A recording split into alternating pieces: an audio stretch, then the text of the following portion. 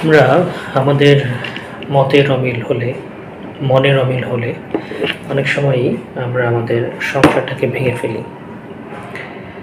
কিন্তু আমরা একবার ভাবি না যে আমার ঘরে ছোট্ট একজন সদস্য আছে, তার জন্য এটা কতটা কষ্টের। আমি ডিভোর্সের পক্ষে অবশ্যই না। আমার কাছে মনে হয় যে বিষয়গুলোকে আরও পুনর্বিবেচনা করা যায়।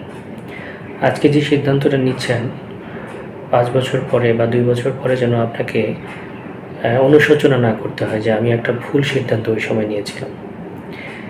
সুতরাং ভেবে চিন্তে এই ধরনের সিদ্ধান্ত নেওয়া, কারণ এটা একজন সন্তানের উপর কতটা মারাত্মক প্রভাব ফেলে এইটা মানে যিনি এর মধ্য দিয়ে যান তিনি ছাড়া আসলে অন্য কেউ বোঝে না।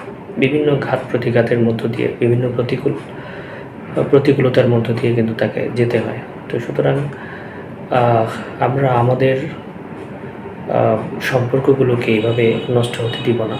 আমরা আমাদের সম্পর্কগুলোকে যত্ন নিব এবং আমাদের উইদাউট প্ল্যানিং আমরা মানে সন্তানের ক্ষেত্রেও আমাকে একটু প্ল্যানিং করতে হবে। মানে আমার খেয়াল খুশি মতো আমি একজন সন্তানকে আমি নিলাম, কিন্তু তার দায়িত্ব আমি সঠিকভাবে পালন করলাম না, তাহলে কিন্তু আলটিমেটলি আমি ব্যর্থ বাবা।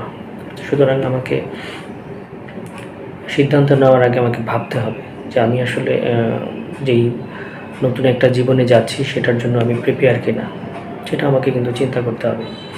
আবার হুট করে কিন্তু সিদ্ধান্ত নেওয়া যাবে না। হঠাৎ আমরা সিদ্ধান্ত নিয়ে ফেলি, হঠাৎ আমি সন্তান নিব বা হঠাৎ আমি ডিভোর্সে চলে যাব, হঠাৎ কোনো সিদ্ধান্ত নেওয়াটা সঠিক না। আমাকে চিন্তা করতে হবে, আমার নিজের বিষয়গুলো ভাবতে হবে, পাশাপাশি আমার সাথে জড়িত যে মানুষগুলো আছে সেই মানুষগুলোর কথা কিন্তু আমাকে বিবেচনা করতে হবে।